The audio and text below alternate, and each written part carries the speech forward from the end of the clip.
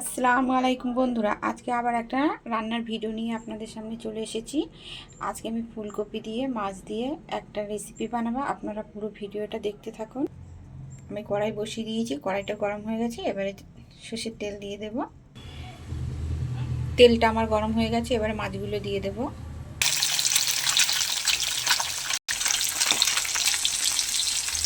মাছটা আমার ভাজা হয়ে গেছে, এবারে তুলে নেব। এবার আমি ওই তেলের মধ্যে কপিগুলো ভেজে নেব।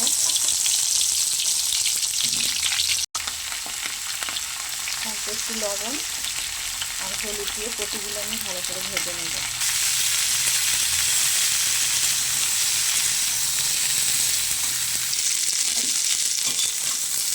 কপিগুলো আমার ভাজা হয়ে গেছে, এবারে তুলে নেব। কপিটা আমার ভাজা হয়ে গেছে, এবার আলুগুলো ভেজে নেব।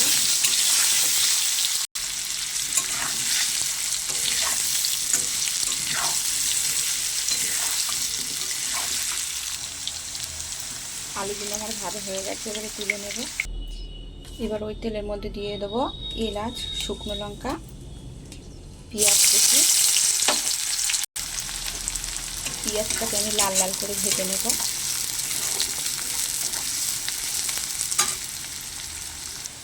এবারে দিয়ে দেবো আদা রসুনের পেস্ট। আদা রসুনের গন্ধটা যাতে না থাকে একটু ভালো করে ভাজা ভাজা করে নেব। হলুদ গুঁড়ো, ধনে গুঁড়ো, জিরে গুঁড়ো, লাল লঙ্কার গুঁড়ো, কাশ্মীরি লঙ্কার গুঁড়ো, কাঁচা লঙ্কা, টমেটো কুচি, স্বাদ মতো লবণ দিয়ে একসঙ্গে ভালো করে কষিয়ে নেব। অল্প একটু জল দেবো, দিয়ে ভালো করে মশলাটা কষিয়ে নেব। মশলাটা আমার ভালো করে কষানো হয়ে গেছে, এবার ভেজে রাখা আলু আর কপি দিয়ে দেবো, দিয়ে ভালো করে কষিয়ে নেব।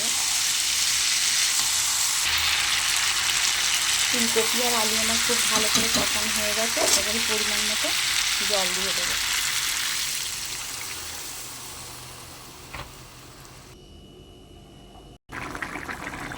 ফুলকপি আর আলু আমার খুব ভালো করে সিদ্ধ হয়ে গেছে, এবারে মাছগুলো দিয়ে দেবো একে একে।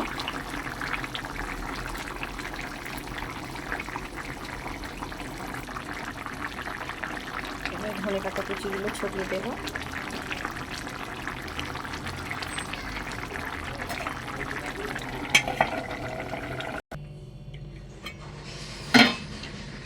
বন্ধুরা, তরকারিটা আমার একদম হয়ে গেছে। আলু দিয়ে ফুলকপি দিয়ে মাছের একটা রেসিপি। আমার রান্নাটা যদি আপনাদের ভালো লেগে থাকে তাহলে অবশ্যই লাইক, কমেন্ট, সাবস্ক্রাইব করবেন বন্ধুরা। আজকের মতো টাটা।